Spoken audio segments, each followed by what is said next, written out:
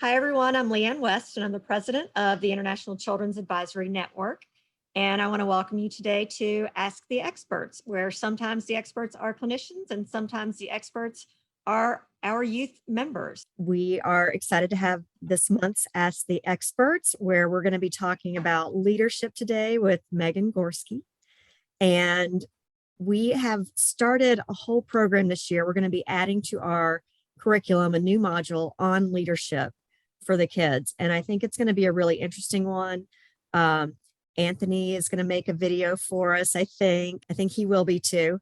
But I think it's going to be really exciting. What we hope to have is that every single kid that we touch can see themselves in somebody that created one of the videos for us, or even multiple people. And I'm just really, really excited about it. And so, Megan, do you want to introduce yourself? Sure. My name is Megan Gorski. Currently, I am the Director of Pediatric Strategy and Execution in the Pediatric Center of Excellence at Pfizer. So we work to optimize pediatric trials and make sure we're just doing the best clinical trials that we can for kids. A bunch of experts on our team who've worked in pediatrics that can share that knowledge and make sure we're being our best.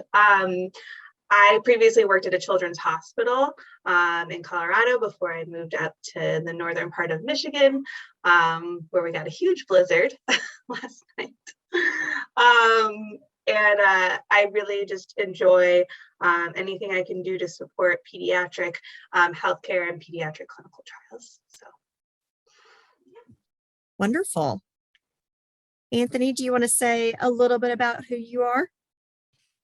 Sure. Hi, Megan. I'm a pediatric cardiologist and the Chief Intelligence and Innovation Officer at Children's Hospital Orange County, and lead both the innovation and the artificial intelligence projects locally and nationally and internationally. Great. All right. Amy, do you want to take over from here? Well, sure. So as I just left in the chat, if anyone has any questions or they would like to dialogue, they can certainly chat in and leave a question or a message in the chat box, but then you can also unmute and just talk directly. This is a small group, so that's one of the wonderful things that we can do today. So we are so glad to get started about leadership. And I thought what might be really nice is, Megan, if you could tell your story a little bit about how you got into the leadership position that you're in.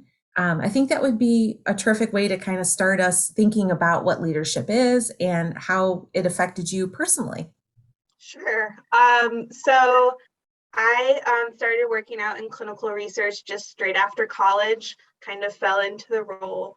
Right after college, I needed a job, and there was a research assistant job at the University of Colorado. So I started there.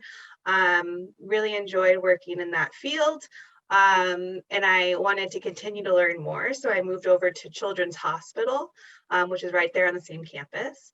And I really feel that I learned a lot more about what it means to be a leader. It was a different environment, and I was really given the opportunity to spearhead projects and really support the team members around me, even though I wasn't in a leadership position. Eventually, I was promoted to a couple of other positions where I was actually in a supervisory or a managerial role. And I left Children's for personal reasons. I think I spoke about this back in December when I was here, that I had a baby and lifestyles just changed. So I started looking for careers where I could work remotely, and I landed with Pfizer. I worked as a startup project manager with Pfizer for 1.5 years, which means that I was responsible for starting up clinical trials, so project management.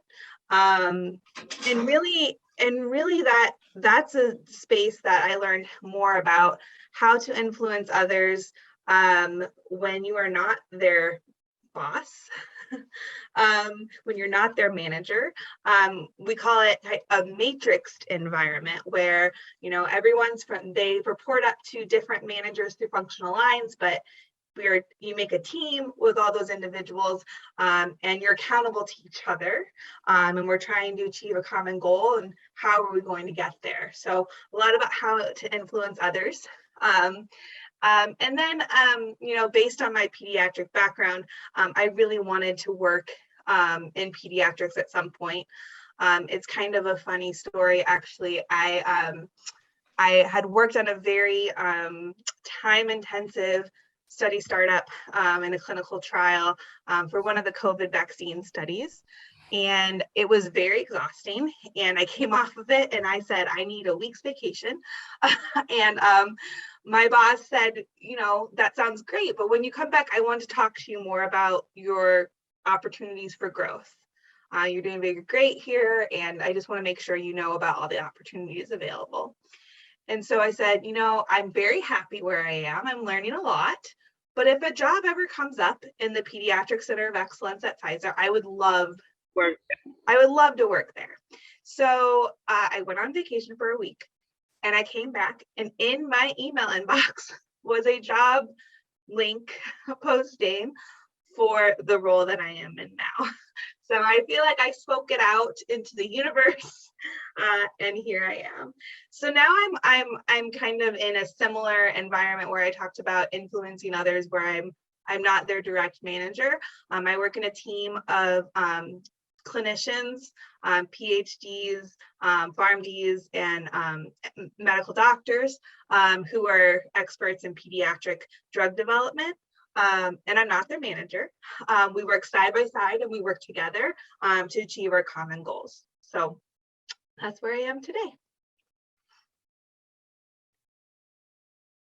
That is terrific. I love that. And Dr. Chang, would you like to share a little bit about your story too? I think that would be helpful. Which one? You know what? I think for the kids, they're always interested in your pathway through medical school and how you became a leader through that beginning first step. That's, I think, something that seems so insurmountable often. And how do you get to that? And how did you do it? And I'm also thinking, Anthony, though, that how you came up with iSpy and AI Med and those types of leadership roles as well, to be that person who has the foresight to create some of these things.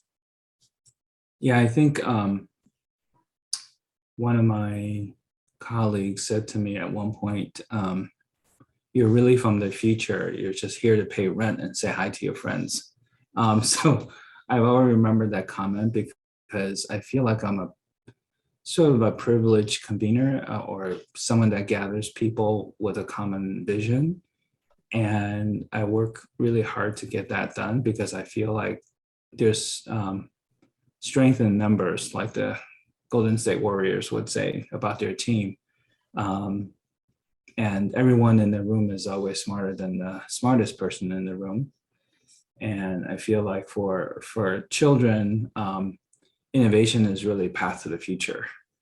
And also a resource like artificial intelligence. And artificial intelligence is a resource, obviously, not just for children's health, but also for everyone's health in general. So very passionate about those. And I think when you're passionate about a cause, and perhaps that's a take-home lesson, you'll do anything to support that passion. And it doesn't seem like work. It just seems like another tiny little step closer to your vision. And I can relate to, we're in the middle of the Winter Olympics now, or closing out on the Winter Olympics, the kind of passion they have, the athletes have to be the best. And I can totally relate, except in our case here with people like Leanne and Amy, it's not to be the best, but it's to do something that will change the world. So I think that with that kind of passion and dedication, it's just a matter of time you get something done that's your vision. So it's the same kind of passion and dedication that athletes have, except it's not for yourself, it's for everyone. So for me, that makes it even more rewarding when you're doing something for everyone else. I just have to unmute for a moment. That was just really nice, and thank you, because I think all of us on here are doing something that's changing the world. And I'm looking around at all these faces, and they're from all over the world. You know, Valeria, you can unmute if you'd like and say where you're from, and then Ed, if you want to say where you're from, Reese, and then Juliana and Rhiannon. You're all covering different parts of the globe, which is really incredible. Whoever wants to go first, you can pipe in a little bit. Go.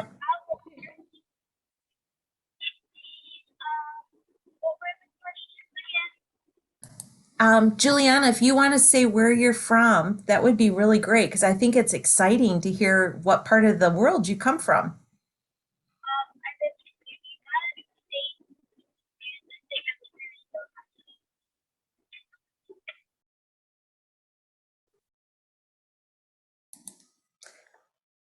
Did you guys hear that? Speak up and tell them the city.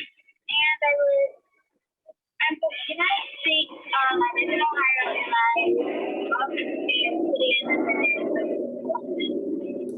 So Juliana's from the United States in Ohio, the state of Ohio. So thank you, Juliana. We're so glad you were able to join us. Does anybody want to go next? Ed, do you want to go next? I come from Uganda, but I live in Italy. So Ed, that's awesome. You're from Uganda, but you're living in Italy right now. Yeah. That's terrific. We're so glad you could join us. Why Valeria, don't pardon, go ahead, Ed. I will be 22 years old within a few months. My dream is always becoming a doctor. So I have to study enough. If you have any questions, you can ask so that I can answer. That's great. I love that you want to become a doctor and studying. Whew, I know that can be a lot, but it's a good thing we have Dr. Chang on here who can help guide us. It's true. Yeah, I can relate to you, Ed. My well, I used to say 6, but she just turned 7-year-old. Told me about a year and a half ago that she wanted to be a pediatric cardiologist and a data scientist, which is what I am. And I didn't coach her or say anything about it. So now I can, I mean, I already invest greatly in young people, and think that the fact that more students are applying to medical schools than ever before, I think it was a historical high this year, motivates me even more to make things better for them by the time they become doctors. So, and I'm looking at my 7-year-old thinking that I have to work even harder now, because she's actually studying to, already to have an interest in going into medicine as a physician. So it's nothing like young people to motivate you. So that's why I'm here every time that we meet. I love that she's thinking about medicine already. That's so great. Very cute. Valeria, do you want to say where you're from? Hi, I'm Valeria. I'm from Italy. I'm 17. And hi, like Marek, I want to be a doctor, and I enjoy this meeting. Awesome. Reese, what about you? Hi, my name is Reese. I'm from Michigan. I think there's a couple other people from Michigan too. So I'm not very unique there, but it was so great to see everyone's stories. And I agree, like I love how from all over the world we are. So we all come with unique experiences. That's really lovely. So great to see everyone this morning.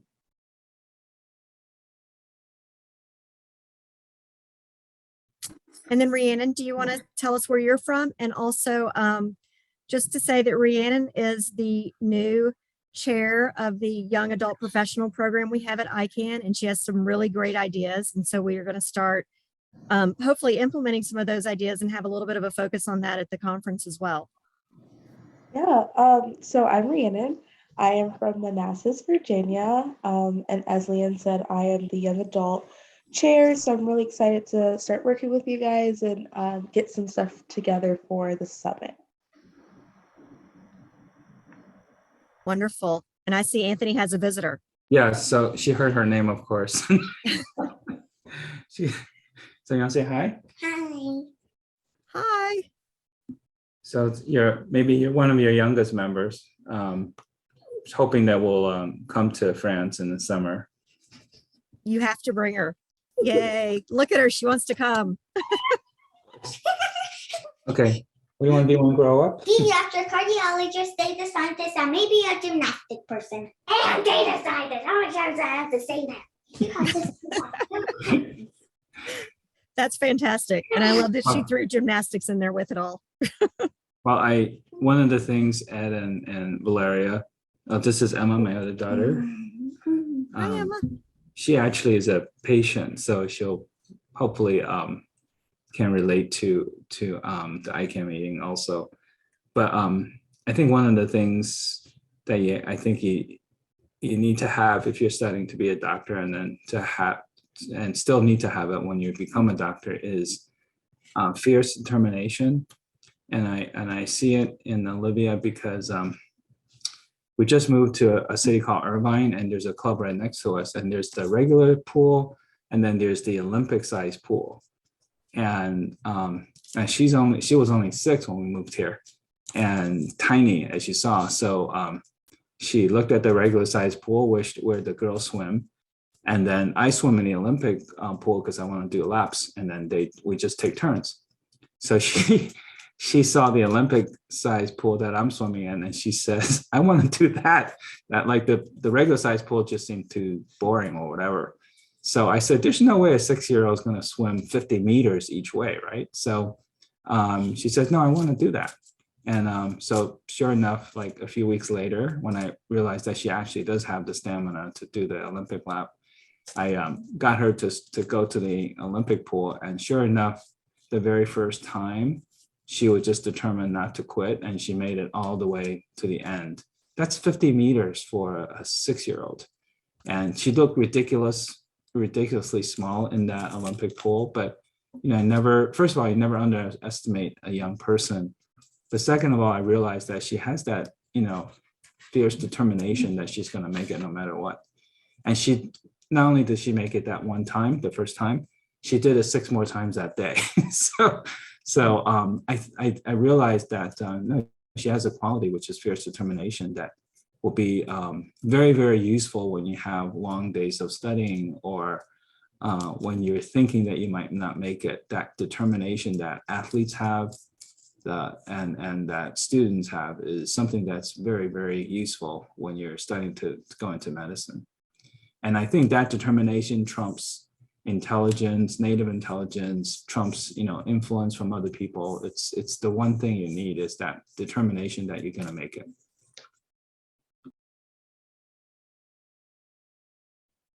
That's so good. I think you're exactly right. It does take that determination to know that you're going to make it, and you'll do whatever it takes to get there and to keep going with it. So I love that. And I love that she's so capable to swim in the Olympic size pool. That's very fun. I don't know, Megan, do you have anything that you would like to kind of tell our people who are here today about maybe some of the things you think they need to keep moving forward? So when I think about leadership, I think about just inspiring other people to do more than they think they can. So I would say, if you are in a group of people, you have an opportunity to be a leader.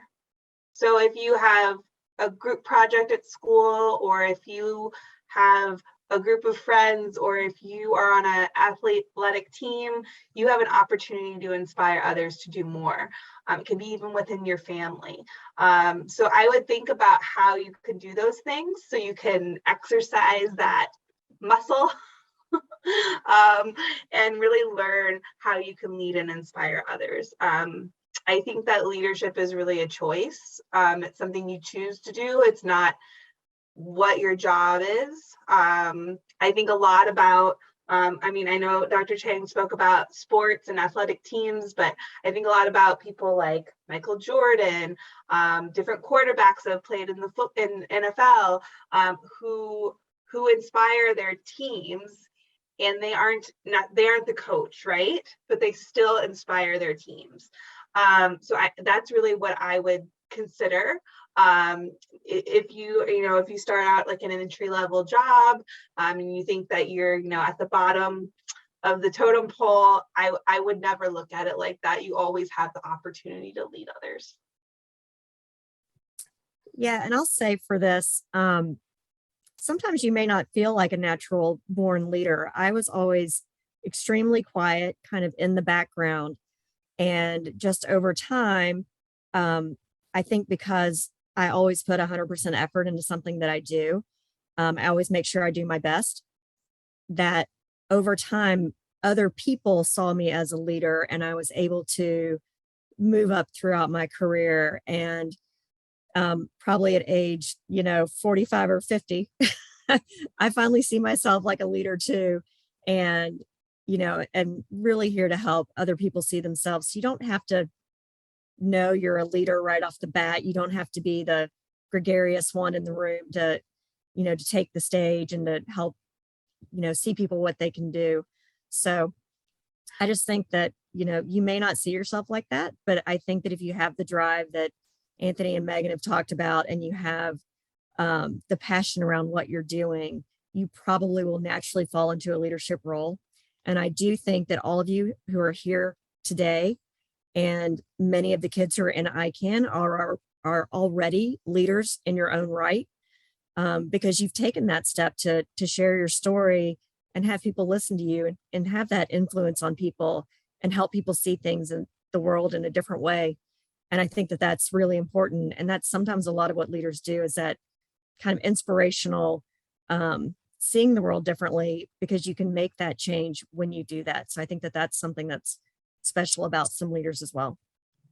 I think that's a great point about not being the most charming or the most gregarious person in the room. And oftentimes that person is not going to be the best leader, because there's a little bit of narcissistic quality to that, wanting attention in the room. And I was just like you, Leanne. I was incredibly shy and would avoid any opportunity to say anything in public. So, and so I can totally relate to that. And then I realized I have to thank my history teacher in high school, because she thought I knew just as much as any other kid in the class, but I never raised my hand. I never want to say anything in public. And she actually forced me to be the first person in the class to say anything to a question, and it got me out of my shell. So if it wasn't for Mrs. Ellsworth in history, I probably would still hesitate to say anything in public. Even a setting like this, I would just come on and not say anything. So I was that painfully shy as a kid. So having teachers and mentors that you admire is also a great element to have if you're interested in changing the world, because they have this incredible ability to believe in you, probably sometimes believe in you more than you believe in yourself.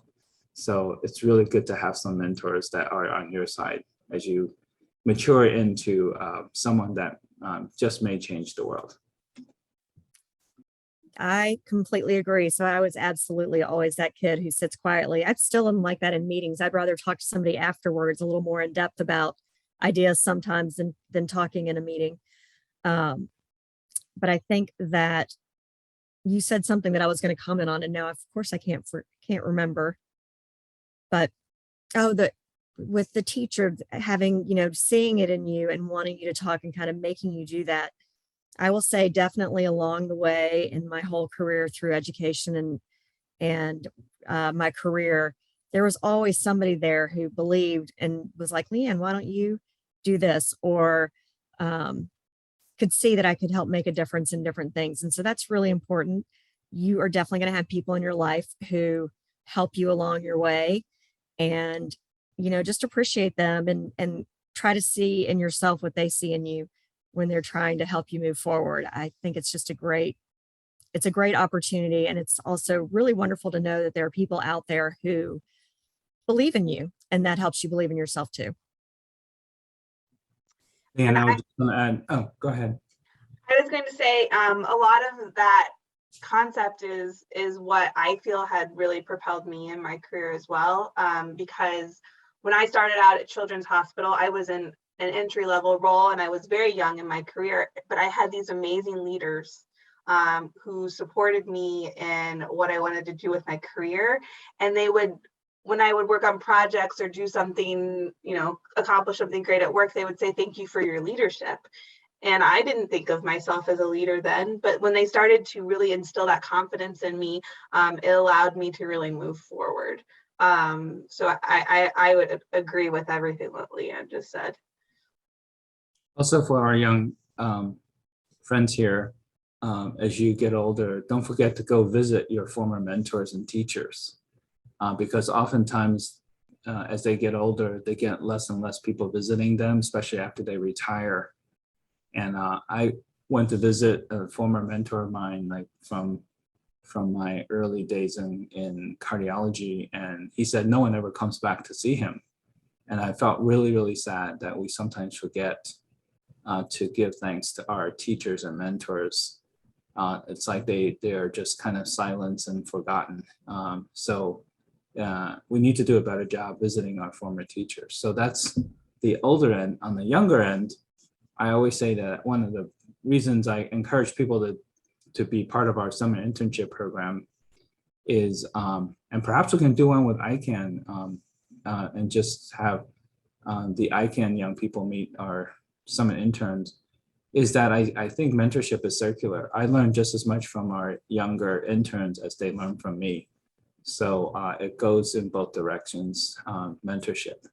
And actually the word mentor came from I don't know if you remember the story, but Mentis is actually the teacher of Achilles and Greek mythology.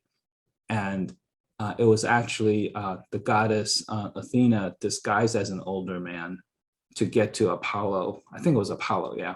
So actually mentor was a young person in its original story in Greek tragedy. So we often don't think of younger people as someone that can mentor us, but I think that's absolutely a wrong concept. Well, I think that's what ICANN's all about, right? We're here to learn from all of the kids and understand what they need and what it's like to be them. And I think that that's really important for sure. And definitely learning can go both ways. And one of the things I like about young people is they're not afraid to be wrong, or they're not afraid to be saying something that no one else wants to say. And every time I look at my 7-year-old Olivia that you just met, she has like no fear of anything. She'll dance in the middle of a restaurant as long as she's having a good time. And I love that about young people like the ones here. It's, I wish I still had some of that. But young people are great because they're just not afraid to they're not afraid of anything. They're not afraid to be wrong or look silly. So I love that about them. I wanted to add in, Rhiannon and I were just dialoguing a little bit, and she had some really interesting points that I thought I might just introduce her into the conversation for. Rhiannon, did you want to go ahead? Sure. So I was just saying, I think everything that you guys have been saying is great so far. But I think we all should maybe include the youth perspective and ask everyone else what they think leadership means and kind of get a feel from them. So I guess I can start us off and just say that to me, I think leadership means us being able to take our opportunities and expanding them and sharing that with everyone else and paving a way for others to succeed. So I kind of want to pass the baton on to someone else and see what else they think leadership means. Ed, Reese, Valeria, Gianna, do you want to say what you think leadership means? Yeah, for me, I think it's about sharing your perspective. I think that's a huge part of leadership. And a lot of times that's very vulnerable and scary to do that. But I think you bringing your own ideas to the table is super important. And that's how we get stuff done too. That's how we change the world, is by bringing your own experiences in.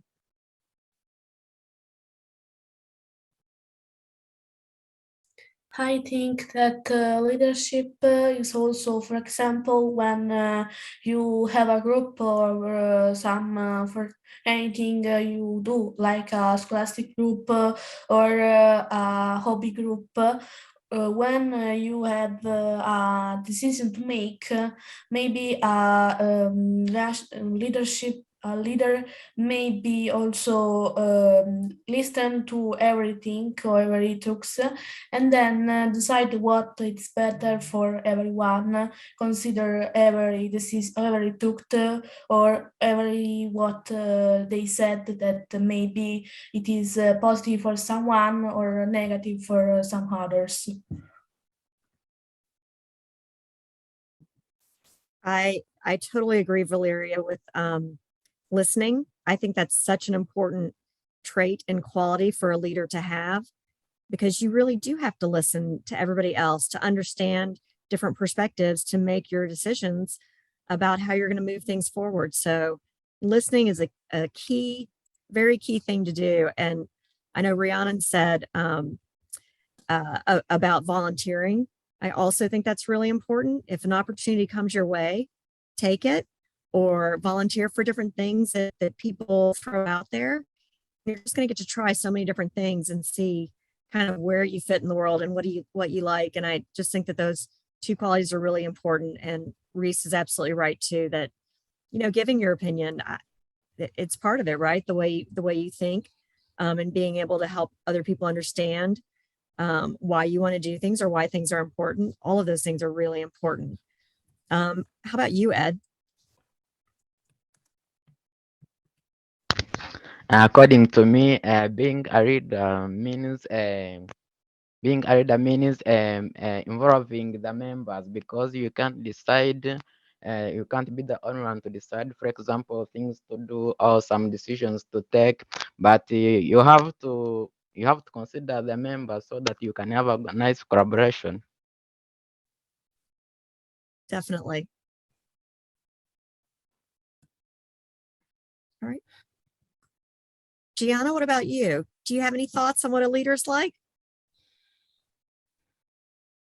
This is Juliana's mother. I hope you all don't mind. She stepped away for a second. I've just been listening in on the conversation. So, do you mind if I interject my thoughts? We'd love that. Okay, let's see. I'm going to figure out how to put myself on camera so that I'm not.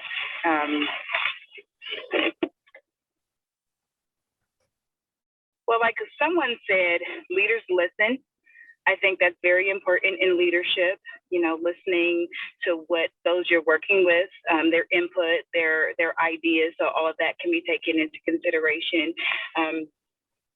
Volunteering. Many of you have already said some of the important characteristics of leadership. And as a leader, I believe it's important to, lead your team. Don't expect them to do anything that you wouldn't do. So I think that's one of the really important aspects of leadership. I totally agree with that as well. I think don't be afraid to get your hands dirty. I think there's a story. I work with a group called Women in Technology, and one of the women who won Woman of the Year one year, I was doing the interview with her, and she led a team of programmers, and they were outfitting the new Atlanta Braves stadium for all of the different wireless activities and things like that, things that you can do in the stadium, different activities that you could do there.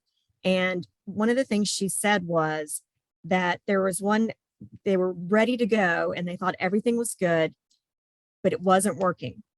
And they couldn't figure out why. And so she was the one who crawled underneath the stage and fixed something underneath, like plugged something in or reattached wires, something like that to make it work. But I love that she had a whole group of people who worked for her, but she was the one who crawled under the stage to fix it and make sure it worked for the Braves on their opening day. And I just 100% you have to be willing to do even the smallest job to make things happen and to make things work. So I think that that is such a good point.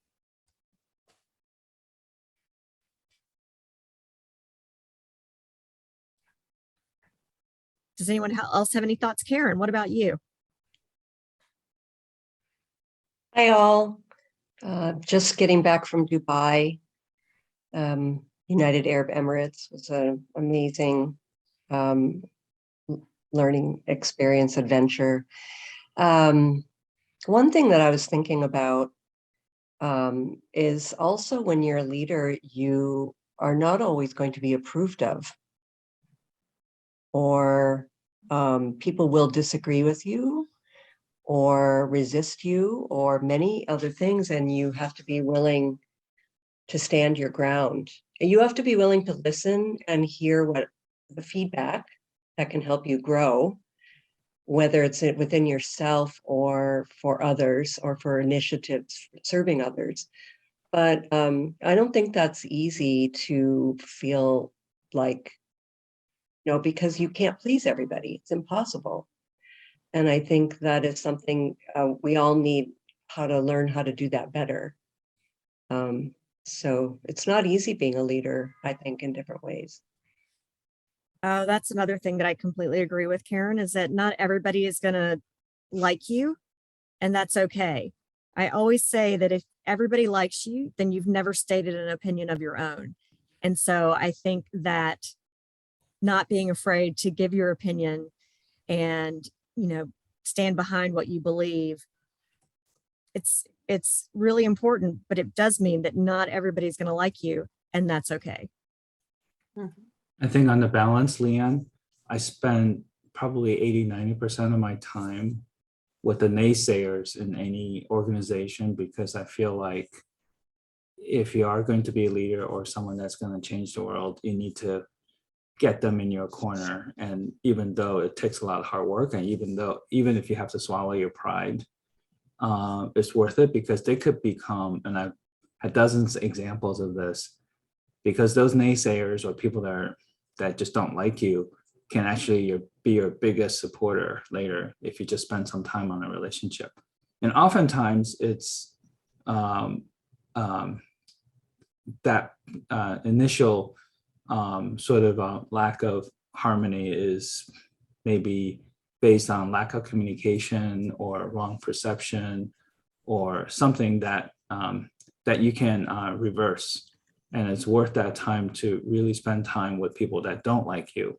I know that sounds like something that's not easy to do and isn't easy, but you'd be amazed how many times you can turn that situation around. I would say 9 out of 10 times, if you just spend some time with that relationship and swallow your pride and say, and sometimes be honest, say, hey, I get a sense that you're always, sort of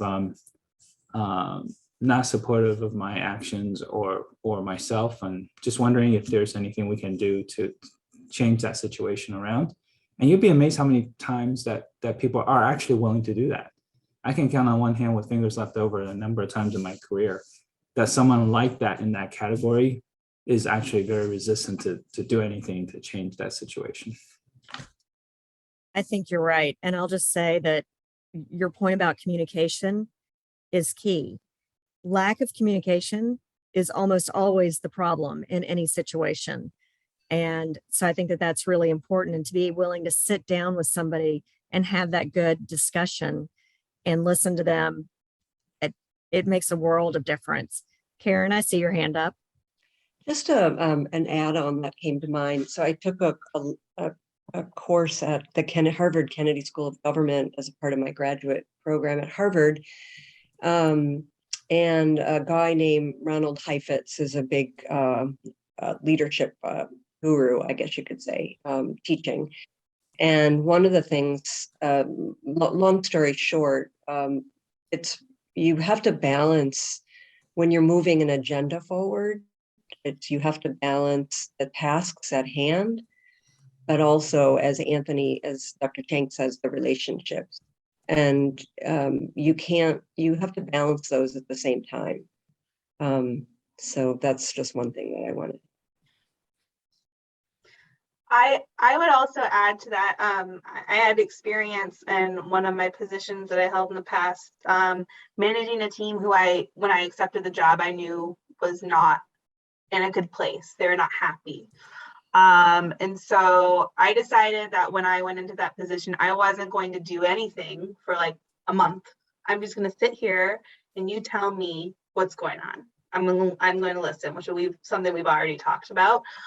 And on the note of you can't please everyone, I can't fix all of your problems. I can't do it today, but let's put our heads together and think how we can solve some of these things that you're telling me as a team. And so we did some exercises where we would lay it all out. What are all our pain points? What are all our problems? Put it on a board. Let me see it all. And let's talk about it together about what we can achieve this month, next 6 months, this year. And that's really helpful. And if you can move the needle just a little bit, I think that allows the team to see that you're willing to support them, you're listening to them, we're making change. And I think kind of organically, when you do that, you have people who are willing to work harder, to be there, to show up, to support their teammates, because they are being heard and appreciated. I think it's so important. I always said, and actually in that position, the people who reported to me, I was not necessarily an expert in what their work was. And I think that's another important point is you don't need to be an expert to be a leader. I don't need to know quantum physics or whatever it is that you're doing to be your leader. I just need to know how I can support you to be an expert in your field. And I think the more I could convey that, the more the team was willing to do whatever they needed to do to get the job done. Yes, I love what you said. I think an important part of that too is, you talked about supporting the whole team and listening to the whole team, and you don't have to be the expert, but if you put your team together right, you can find the right experts you need to make things happen. And you're always going to get farther in life with a team supporting you and working together than you ever will by yourself. And so I think that teamwork aspect is just really, really important. Do any of our young people? Oh, go ahead, Anthony. I'm sorry. I'm just going to add one more thing. Sometimes being brutally honest is not easy, but yet it's probably the right move. And I've had to be brutally honest with a few people that I feel like was sort of distracting or disrupting a vision and a mission. And it's not easy to confront them or at least get together with them and say, seems like we don't like each other. And they're very uncomfortable when you say that because they actually don't want to have you actually say it out loud. And I said, but then you can just say, well, the vision is so much greater than both of us. It's not about us, it's about the vision.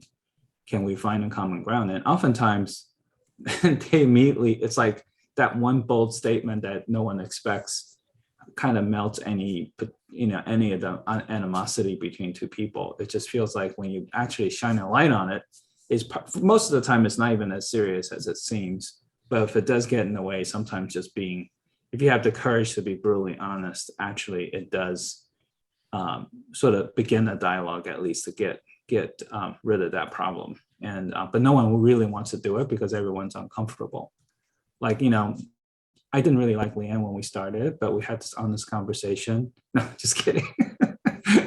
Thank you, no, Anthony. entirely kidding. No, young people, I'm entirely kidding. It's like Leanne's like a golden retriever. How can you not like Leanne? Amy, no, but maybe it's the other way around, Leanne. I don't know. No, I always liked you too. But there are going to be people that the chemistry isn't right, and you're always feeling like you're at odds. And sometimes, just again, comes back to what I was saying before.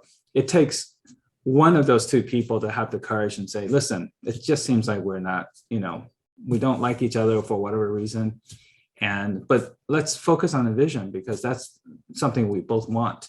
And oftentimes you'd be amazed how that just kind of melts the ice between two people. And it just takes one of those two people to say, let's state the obvious. We don't like each other. And then sometimes they'll come back and say, actually, I like you a lot. I don't know why you have that. So it's a again, lack of communication leads to a perception that may be entirely off target. Yeah, but also thinking about, I was just going to say that teamwork piece. And so even if you recognize that for whatever reason you all don't get along, as long as you share that same vision to move the team forward, then that is really important too. Amy?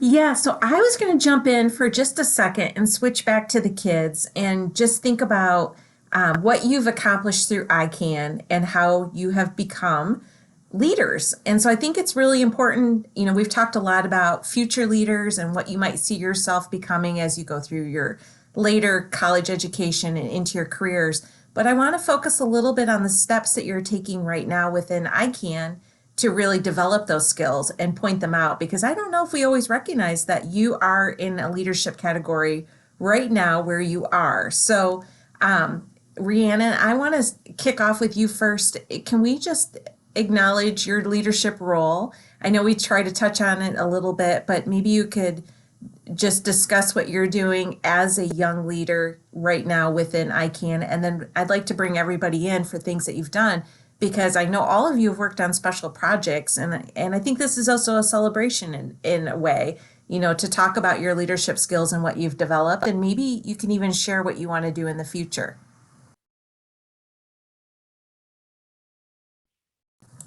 Rhiannon, I don't know if you can, there you go. Yeah, I can hear you. I'm sorry.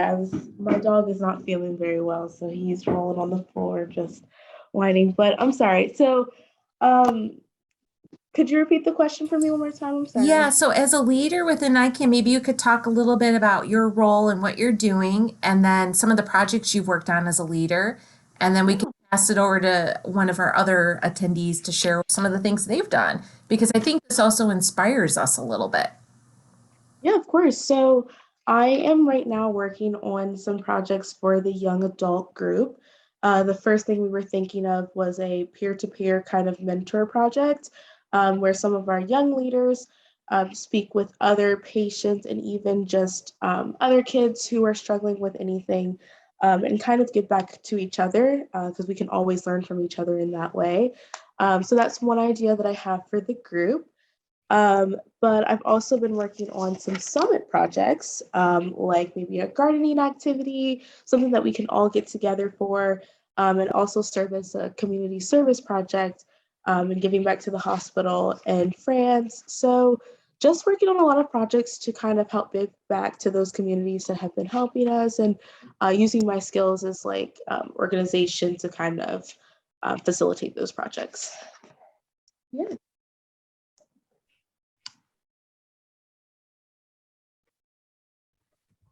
Valeria, do you want to jump in with what you've done recently with iCAN? Because I think that's really inspirational too, and that shows your leadership.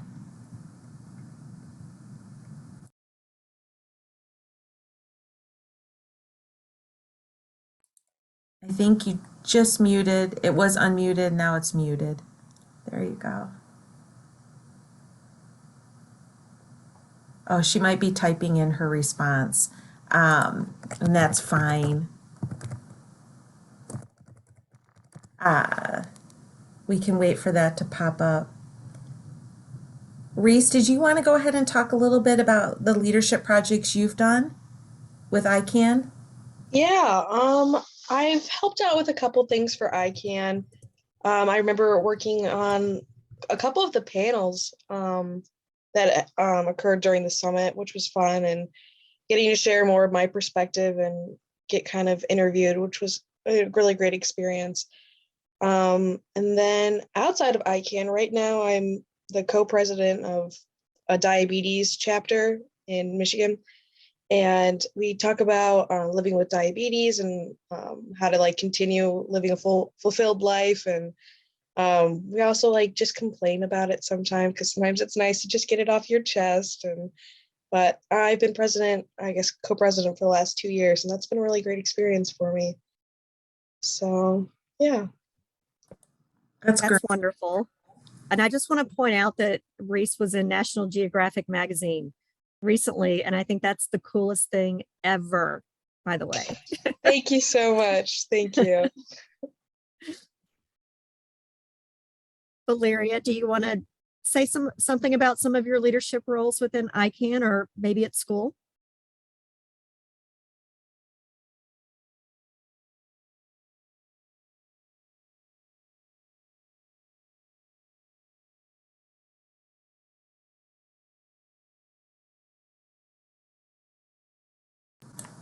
Ed, if you'd like to jump in, you can do yours too. I know you guys have worked on so many projects, and I really think this is helpful and useful for anyone who maybe listens later to this taped session, or is on right now and would like to hear more about things that they could do.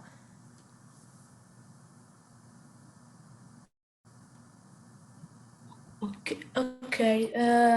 For example, I have done with my kids group the video game my clinical center that it is very important because explains explains to the children how the clinical trial works and how are the phases, and this video game is thinking for the children because maybe at school the children aren't know about this argument, and with the video game they while they are playing, they also learn something that maybe in the future maybe it can also have a knowledge and also make a knowledge more complex. Also, some works with iCAN, for example, when with our groups, with our members, we considered the place for the cancer. So maybe for the younger and the teenagers, and we are also explaining our ideas, or others project that we make in my kids group, but we know we make it this project for also knowing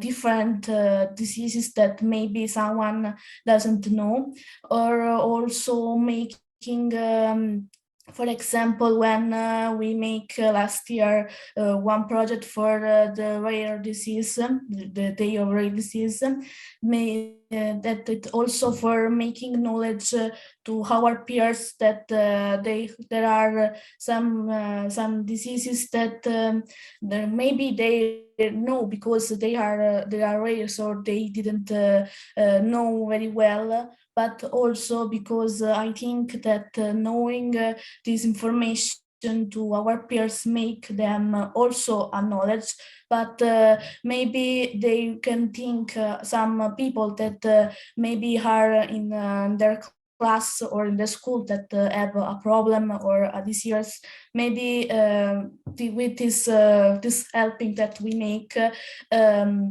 they can stay with these guys and making them in their group, so they are so I think that in this way these guys or these children, I don't know what the age, maybe they are not alone, or they are sad because they are alone in a group. For example, at my age, maybe, or some more or less, that the teenager, hey, maybe with in the class, maybe for example a guy or a girl, that a boy or girl that have a disease, maybe that she know that is shy like me, like also I don't see him, and so she or he don't appear to make some friends in her or his class. Maybe with this way. The others maybe arrive to bully her or bully him. So instead to make her or she he or she in their group, but bully him or bully her, and also that is a problem that. Like in this period with the COVID increased more with the cyberbullying, because especially in the first year, because they're training at home, maybe not only in the user class, but also in the social, make some comments that maybe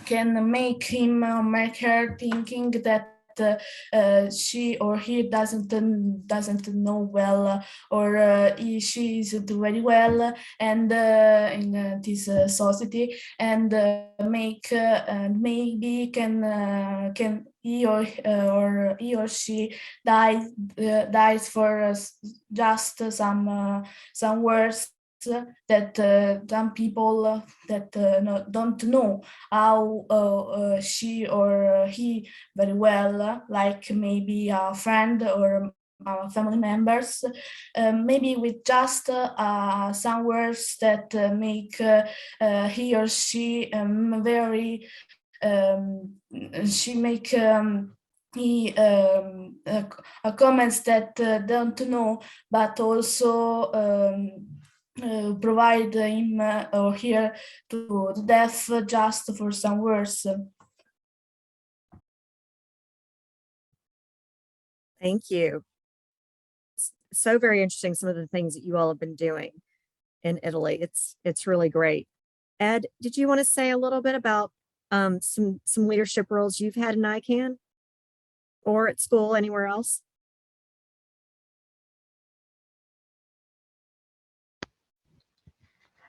Valeria has talked about everything because we are in the same group. I can only add that being a leader is very important if it means being an example to someone. I love that statement. Being a leader is important to be an example to someone. That's great. I love it. We are very close to the end of our hour together. So I don't know if anyone has anything else that they want to add, or if there's something you want to ask before we hop off today. I just recently went through a full assessment with an executive coach and a therapist also. I think it's good, especially for our young friends to as they become leaders, is to do a self-assessment with a professional. And you'll be finding out things that you never really knew by having someone who objectively looks at you as a person. And also to have an executive coach at some point, or someone that you can use to tell you what makes you happy and what makes you a good leader. Because sometimes it takes an outside person who's objective to actually tell you perhaps something that you already know, but you're not willing to admit. So it's really, really good to have someone that cares about you and also is willing to spend time with you, to just look at you as a person. So it's an external validation of who you are. I like that. And I think too that it's important to recognize that they may tell you something that you don't like about, that it's not good about the way you do things, and to be able to take criticism as something constructive and to learn from, as opposed to getting upset about it. Megan, did you want to say something? Yeah, I was just going to say that if you want to learn more about leadership, I think, especially in this age of information and technology, there's so many resources available to you for free. There's tons of podcasts. I really like a guy named Simon Sinek. He has books. He has TED Talks. TED Talks is another really great resource that you can use to hear people's stories and learn from them, and to really, create your own mantra about leadership. So look around. There's all sorts of stuff around you that you can use to learn. And what was the person's name? Simon what? Simon Sinek. Here, I'll put it in the chat. Perfect. He's super cool. He has a TED Talk and also books that he talks about, companies like Apple and Southwest Airlines that do really great things, or have done really great things in the past. And he has a book called Start with Why, working with why are we doing what we're doing. So I think he's really great, and his lessons can apply to so many aspects of life. He also has a book called Leaders Eat Last, which is something we didn't talk much about, and I know we're over time, but just really about servant leadership. Leaders Eat Last is a concept that comes, I believe it's from the Marines, the US Marines, from the military, that the leaders would be the last ones to go up and get their food at dinner time, just because it's about taking care of the other people that are your responsibility. So really interesting stuff. I love that. I love that too. It's true. Okay. Last to eat, but first to do. I think Yes. the leader has to be the first one to do something that no one else really wants to do. So Yeah. That kind of describes a mom, I think. Something. So, Absolutely. I have a prop. my life. So if you can see it's a chicken and they're little babies. And then you can see I don't know if you can see, but there's these little signatures here. So this was my first job as a manager. I was told by one of my direct reports that I was a mama hen, because I was always so concerned about their needs, what they needed today to do their job. And you're right, moms do eat last, or nothing at all, or scraps from your toddler's plate is what I eat a lot. But I still have this. I think it was 2015 when he gave it to me, and it's here on my bookshelf in my office. It moved a state with me. It's just a reminder for me to always take care of people that I work with. So it's funny that you would say that, because it made me think, oh, my mama hen picture, and their names are there, and I'll always remember those three that were my first team that I managed. I guess the leader is kind of like being a mom and a dad. Exactly. Or a single parent. Very true. Very true. And I think that's a beautiful way to wrap up our session today. I love this. I hope you all had a really good time in understanding your role as a current leader, what you aspire to be in the future, and how you can get there with the steps that have been outlined today.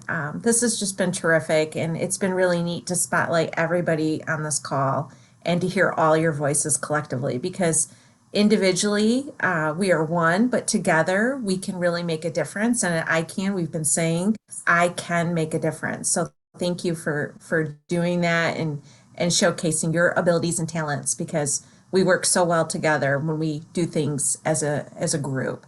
So thank you, and I appreciate it. Leanne, do you want to have anything else furthermore to say? I think just thanks everyone for being here today. I think it was a great discussion. Thank you so much to Megan and Anthony and Karen and all of you iCAN members who participated today. All right, perfect. Thank you. We will see you next month. Watch for calendar updates. Bye-bye. Bye.